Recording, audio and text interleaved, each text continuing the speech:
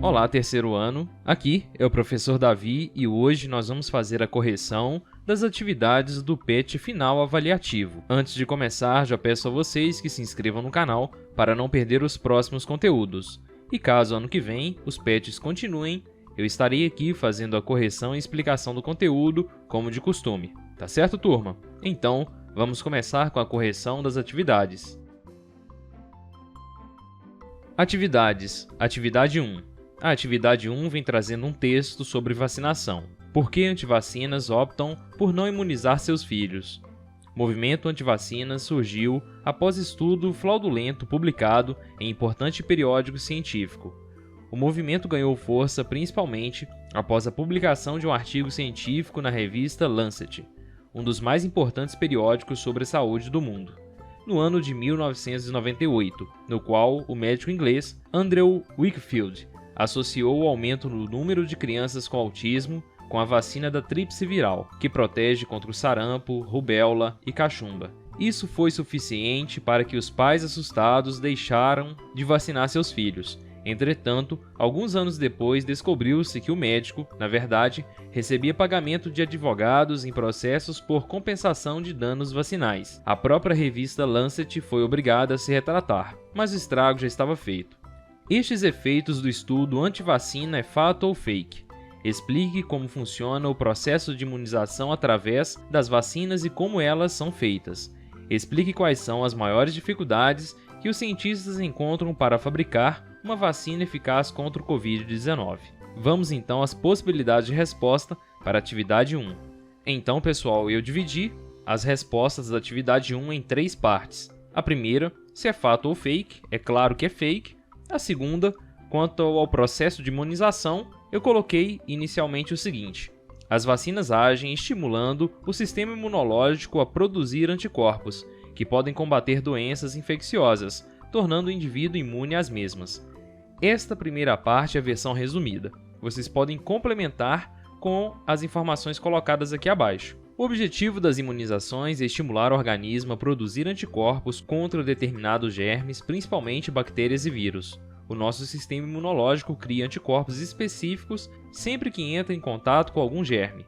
Se entrarmos em contato com o vírus da rubéola, por exemplo, ficamos doentes apenas uma vez, pois o corpo produz anticorpos que impedem que o vírus volte a nos infectar no futuro.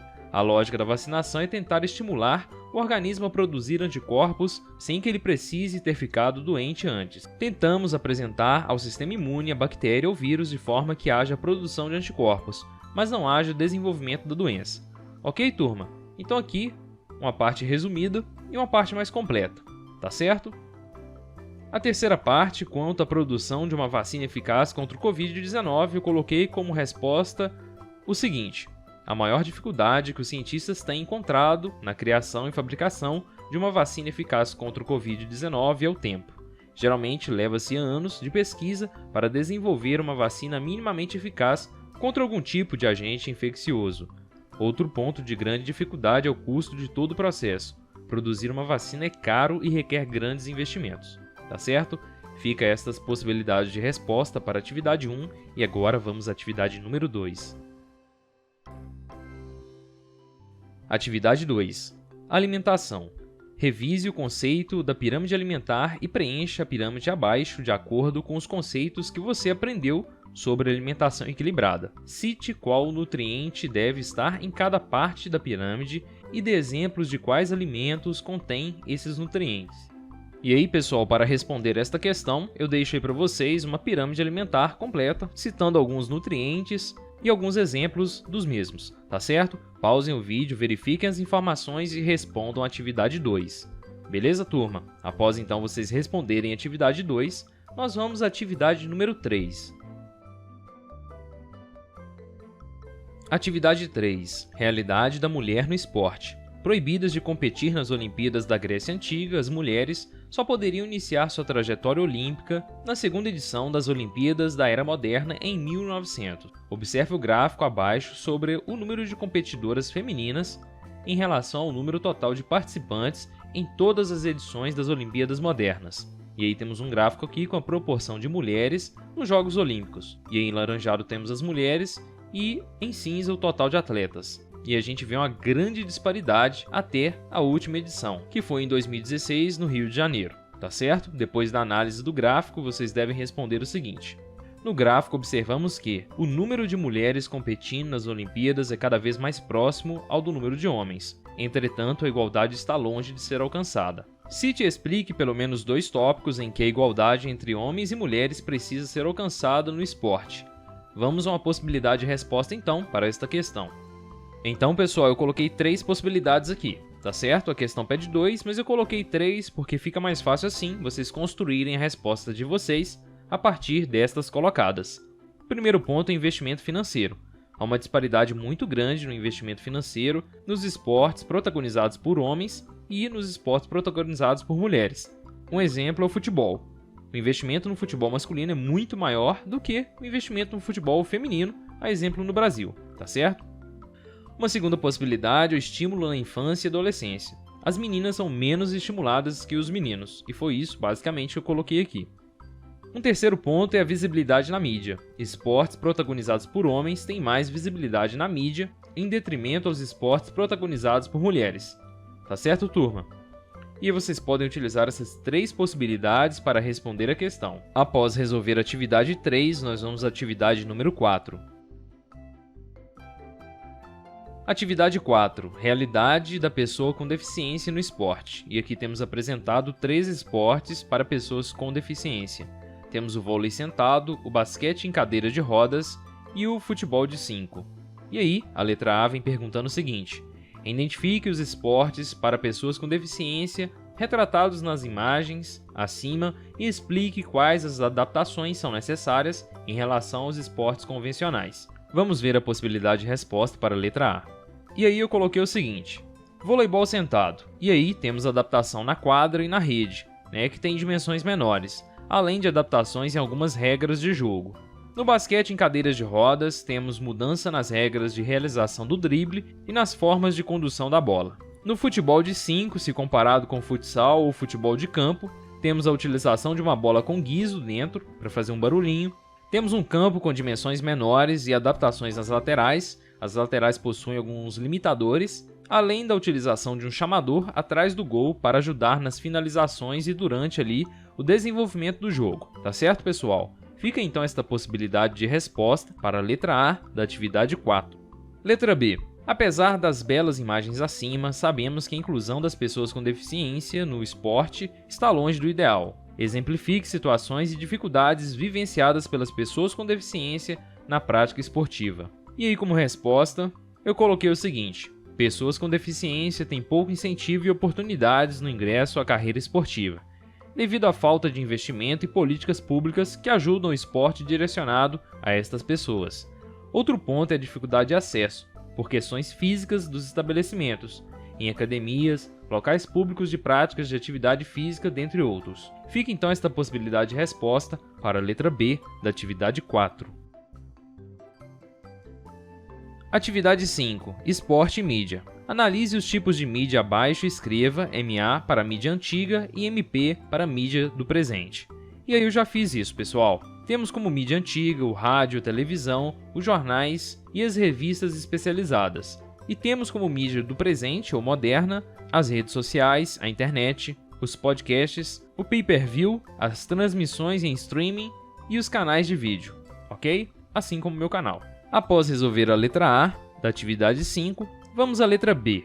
A letra B pede o seguinte: exemplifique e explique quais das mídias retratadas acima têm tendência a substituir a televisão nas transmissões de jogos e eventos esportivos. E aí uma segunda pergunta: exemplifique e explique também quais dessas mídias têm tendência a substituir os jornais impressos e os programas de noticiário esportivo, ok?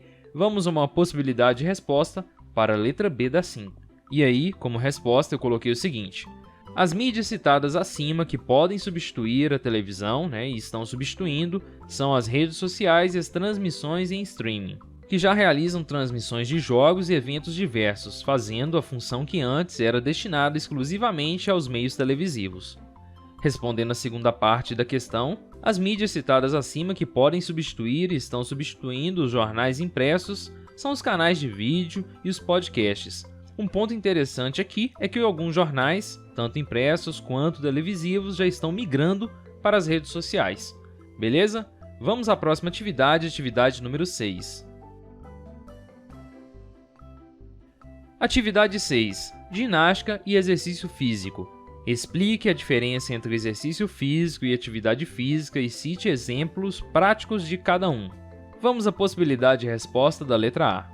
E aí, como resposta, eu coloquei o seguinte: exercício físico é uma atividade física planejada, estruturada e repetitiva, cujo objetivo é adquirir, manter ou melhorar um ou mais componentes da forma física. E aí, como exemplo, temos a musculação, o treino funcional e a corrida. Atividade física é qualquer movimento corporal que promove um gasto energético maior que se estivesse em repouso. Exemplos temos lavar vasilhas, limpar casa e varrer chão. Ok, pessoal? Vamos à letra B agora. Letra B. É possível afirmar que um policial militar pratica mais atividades físicas exercendo sua profissão do que uma secretária? Por quê? E aí, como resposta, eu coloquei que sim, devido às condições e características do trabalho do policial militar, ele tem um gasto calórico maior do que a da secretária. Então, ele realiza mais atividade física que a mesma. Tá certo, pessoal? Fica então esta possibilidade de resposta para a letra B da atividade 6. Após resolver a atividade 6, vamos à autoavaliação. Autoavaliação. Agora é hora de refletir sobre o que aprendeu ao longo do ano. Leia com atenção cada afirmativa e escolha a opção que melhor representa a sua compreensão de cada uma delas. O que aprendi em educação física? Afirmativas. Conheço o processo de imunização através das vacinas? Se você conhece, você marca que sim. Se você conhece, mas em parte e tem algumas dúvidas, você marca que em parte, ou se você não conhece, você marca que não. E assim nas demais possibilidades, tá certo? Reconheço a importância do exercício físico para a saúde. Também trabalhamos durante todo o PET. Compreendo a importância de uma alimentação saudável para a saúde do corpo. Também é mais um item trabalhado durante os PETs. Reconheço a importância da inclusão das pessoas com deficiência.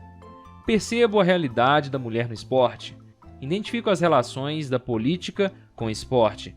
Consigo compreender a influência da mídia no esporte. Aqui, turma, basicamente, vocês vão responder de forma pessoal, tá certo? E é isso aí, turma. Nós finalizamos então o PET avaliativo. Eu gostaria de agradecer a cada um de vocês que me acompanharam até aqui nessa longa jornada. Gostaria de agradecer a todos que comentaram, deixaram joinha, que trouxeram alguma informação, comentário positivo, correção, que pôde contribuir de forma significativa para a melhora dos vídeos e a construção e o crescimento do canal. A participação de todos vocês é muito importante para mim e me ajudou muito a chegar até aqui. Tá certo? Um grande abraço a todos e nos vemos nos próximos vídeos. Valeu, galera!